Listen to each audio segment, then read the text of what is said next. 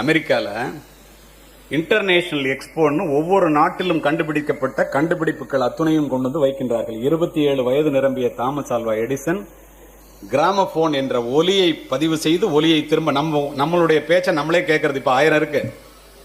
அன்று அது கண்டுபிடிப்பு. அதை கொண்டு போய் அந்த எக்ஸ்போல வைக்கிறான், காப்புரிமை பெற்றிருக்கின்றான்.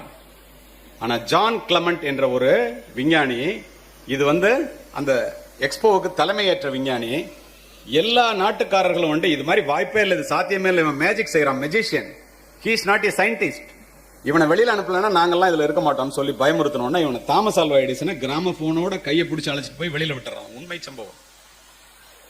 முயற்சியை கைவிடாத தாமஸ் ஆல்வா எடிசன் தன்னுடைய கண்டுபிடிப்பை கொண்டு போய் பக்கத்தில் இருந்த அரங்கத்தில் வைக்கிறான். சும்மா சாதாரணமா இந்த கிரவுண்ட்ல வைக்கிறான். அத்துணை கூட்டமும் இங்கே வந்து விடுகிறது, அவர்களுடைய பேச்சை பதிவு செய்து திரும்ப கேட்பதற்காக. அமெரிக்க பாராளுமன்றம் நடந்து கொண்டிருக்கும் போது இது பாராளுமன்றத்தில் எதிரொலிக்கிறது. இது உண்மையா பொய்யா? 3 பேர் உள்ள குழுவை அனுப்புகிறார்கள். வந்து கண்டுபிடிச்சிட்டு அவன் காப்புரிமை வாங்கியிருக்கான், இது விஞ்ஞான கண்டுபிடிப்புடா, இது மேஜிக்லாம் இல்லைன்னு சர்டிபிகேட் கொடுக்குறான்.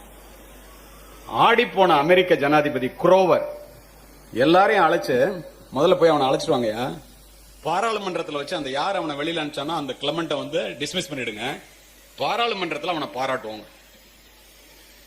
தாயையும் பிள்ளையையும் பற்றி உங்களிடம் பேசிக் கொண்டிருக்கின்றேன். அழைச்சிட்டு பாராளுமன்றத்தில் சபாநாயகர் இருக்கைக்கு பக்கத்தில் உட்கார வச்சு இவனை புகழ்ந்துட்டு இருக்காங்க.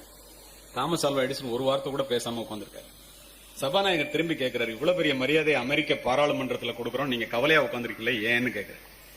அவன் எந்திரிச்சு பேசுறான், பாராளுமன்றத்தில் அமர்ந்திருக்கக்கூடிய அரசியல்வாதிகளே, உள்ளபடியே இது எனக்கு வியப்பாக இருக்கிறது. நான் கண்டுபிடிப்புகளை நிகழ்த்தினேன் உண்மைதான், அதை நீங்கள் பாராட்டுவதற்கு என்ன இருக்கிறது? நான் இந்த அமெரிக்க பள்ளியிலே படிக்கவில்லை, இந்த அமெரிக்க பள்ளிகள் என்னை உருவாக்கவில்லை, என்னை உருவாக்கியது என்னுடைய தாய் நான்சி எடிசன். என்ன ஏண்டா பாராட்டுறீங்க? வியந்து போன அமெரிக்காவினுடைய ஜனாதிபதி என்னதாண்டா வேணும் உனக்குங்கிறான். என்னுடைய தாய் இங்கிலாந்து நாட்டிலே பிறந்தவள், இங்கிலாந்து பாராளுமன்றம் என்னுடைய தாயை பாராட்ட வேண்டுமே ஒழிய என்னை இல்லைங்கிறான். நினைச்சு என்ன தெரியுமா?